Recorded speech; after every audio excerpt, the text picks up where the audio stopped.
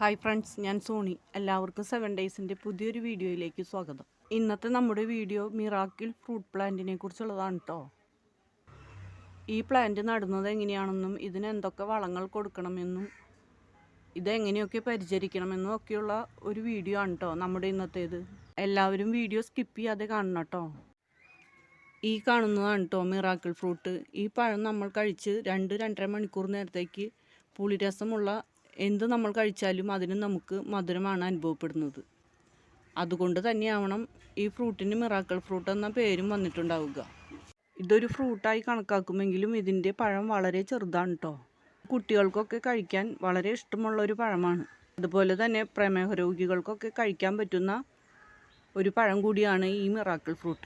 ഇതിലെപ്പോഴും കായ്കളുണ്ടാകുന്ന ഒരു ചെടി കൂടിയാണ് കേട്ടോ. ഇതിൽ കണ്ടോ, ഇതൊക്കെ പഴുത്തു. ഇതങ്ങനെ പ്രത്യേക സീസണൊന്നുമില്ലാതെ എപ്പോഴും കായ്ക്കുന്ന ഒരു ഫ്രൂട്ട് പ്ലാന്റ് ആണ് കേട്ടോ. കണ്ടോ, ഇതിൽ പൂക്കൾ, ഇതിൽ തന്നെ നോക്കിയാൽ നമുക്കറിയാം ഇതിൽ ചെറിയ ചെറിയ പൂക്കൾ അത് വന്നുകൊണ്ടിരിക്കുന്നുണ്ട്. പിന്നെ അതിൻ്റെ അടുത്ത സ്റ്റേജിലുള്ളത്, അതിനേക്കാളും കുറച്ചുകൂടി വലുതായിട്ടുള്ളത്. പിന്നെ കണ്ടോ, നന്നായിട്ട് പഴുത്ത് വരുന്നതേ ഉള്ളൂ. ഇങ്ങനെ ഇത് എപ്പോഴും കായ്ച്ചുകൊണ്ടിരിക്കും.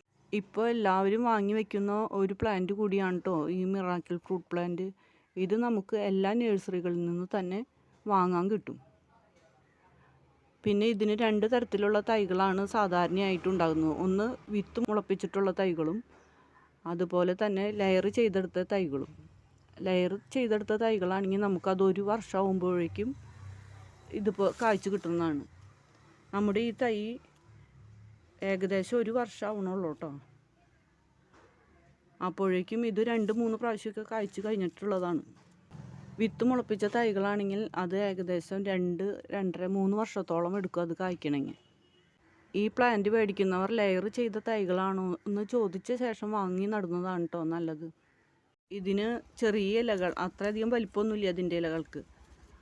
ഈ പച്ച നിറത്തിലുള്ള ഇതുപോലുള്ള ചെറിയ ഇലകളായതുകൊണ്ട് തന്നെ ഇതിൻ്റെ ഉള്ളിൽ നമുക്ക് ഇതിന് കായകളും ഉണ്ടായാലും പെട്ടെന്നൊന്നും കാണാൻ പറ്റില്ല. അത് ഒരുവിധം മൂപ്പായ ശേഷം ഇതുപോലെ പഴുത്തു തുടങ്ങാറാവുമ്പോഴാണ് നമുക്കിത് ശരിക്കും കാണാൻ തന്നെ പറ്റുക. ഈ ചെടി കായ്ച്ചു തുടങ്ങിയാൽ നമുക്ക് നോക്കിയാൽ അറിയാം ഇത് നിറച്ച് കായ്ക്കുന്ന ഒരു ചെടി കൂടിയാണ് കേട്ടോ. ചെടിച്ചട്ടിയിൽ നട്ടു വളർത്താൻ പറ്റുന്ന ഒരു ഫ്രൂട്ട് പ്ലാന്റ് ആയതുകൊണ്ട് തന്നെ നമുക്ക് അധികം സ്ഥലമില്ലാത്തവർക്കും ഈ ഫ്രൂട്ട് പ്ലാന്റ് എളുപ്പത്തിൽ നട്ടു വളർത്താം. ഇനി നമുക്ക് ഈ പ്ലാന്റ് ഏത് പോട്ടി മിക്സിലാണ് എങ്ങനെയാണ് നടുന്നതെന്നൊക്കെ നോക്കാം. അതിനു മുമ്പ് നിങ്ങൾ ആദ്യമായിട്ടാണ് എൻ്റെ ഈ ചാനൽ കാണുന്നതെങ്കിൽ ഒന്ന് സബ്സ്ക്രൈബ് ചെയ്യണേ. തൊട്ടടുത്തുള്ള ബെല്ലൈക്കൺ കൂടി ഒന്ന് എനേബിൾ ചെയ്ത് വെക്കണം കേട്ടോ. എന്നാൽ മാത്രമാണ് ഞാനിടുന്ന വീഡിയോസിൻ്റെ നോട്ടിഫിക്കേഷൻ അതാത് സമയത്ത് നിങ്ങൾക്ക് ലഭിക്കുകയുള്ളൂ. ഈ പ്ലാന്റ് നടാനായിട്ട് പോട്ടി മിക്സായിട്ട് നമ്മൾ എടുക്കേണ്ടത് മണ്ണും ചാണകപ്പൊടിയും അതിൻ്റെ കൂടെ കുറച്ച് മണലും കൂടി ചേർത്ത് കൊടുത്തിട്ടുണ്ടെങ്കിൽ വെള്ളമൊന്നും കെട്ടി നിൽക്കാതിരിക്കാൻ സഹായിക്കും. അതുപോലെ തന്നെ അതിലേക്ക് നമുക്ക് കുറച്ച് എല്ലുപൊടി, അതിപ്പോൾ നന്നായിട്ട് കായ്ക്കാൻ വേണ്ടിയിട്ടാണ് കേട്ടോ, കുറച്ച് എല്ലുപൊടി ചേർത്ത് കൊടുക്കാം. അതുപോലെ കുറച്ച് വേപ്പിൻ പിണ്ണാക്ക് കൂടി ചേർത്ത് കൊടുക്കാം. ഇത്രയും ചേർത്ത് നന്നായി മിക്സ് ചെയ്ത് നമുക്ക് പോട്ടി മിക്സ് തയ്യാറാക്കാം. ഈ പോട്ടി മിക്സിലേക്ക് വേണം നമ്മൾ പ്ലാന്റ് നട്ടു കൊടുക്കാനായിട്ട്. പിന്നെ പ്ലാന്റ് നട്ടതിന് ശേഷം 2-3 മാസത്തിന് ശേഷം നമുക്ക് ഇടയ്ക്ക് കുറച്ച് ചാണകപ്പൊടി മണ്ണ് കൂടി മിക്സ് ചെയ്ത് ഇട്ട് കൊടുക്കുകയോ അല്ലെങ്കിൽ ചാണകപ്പൊടി തന്നെ ഇട്ട് കൊടുക്കുകയോ ഒക്കെ ചെയ്താൽ മതി. പ്രത്യേകിച്ച് കുറേ വളത്തിൻ്റെ ഒന്നും ആവശ്യം ഈ ചെടിക്കില്ല. ചാണകപ്പൊടി മാത്രം ഇട്ട് കൊടുത്താലും ഈ പ്ലാന്റ് നന്നായിട്ട് തന്നെ കായ്ക്കും. അതുപോലെ തന്നെ ഇതിന് നല്ല വെയിലിൻ്റെ ഒന്നും ആവശ്യമില്ല. എന്നാലും അത്യാവശ്യം വെയിൽ കിട്ടുന്ന സ്ഥലത്ത് വേണം ഈ പ്ലാന്റ് വയ്ക്കാനായിട്ട്. ഇത് നമുക്ക് നിലത്തും നട്ടു വളർത്താം കേട്ടോ. നനയുടെ കാര്യത്തിലാണെങ്കിൽ അധികം വെള്ളത്തിൻ്റെ ആവശ്യം ഈ പ്ലാന്റിനില്ല. എങ്കിലും ചൂടുകാലത്തൊക്കെ നമ്മൾ എല്ലാ ദിവസവും ഈ പ്ലാന്റ് നനച്ചു കൊടുക്കാൻ ശ്രദ്ധിക്കണം.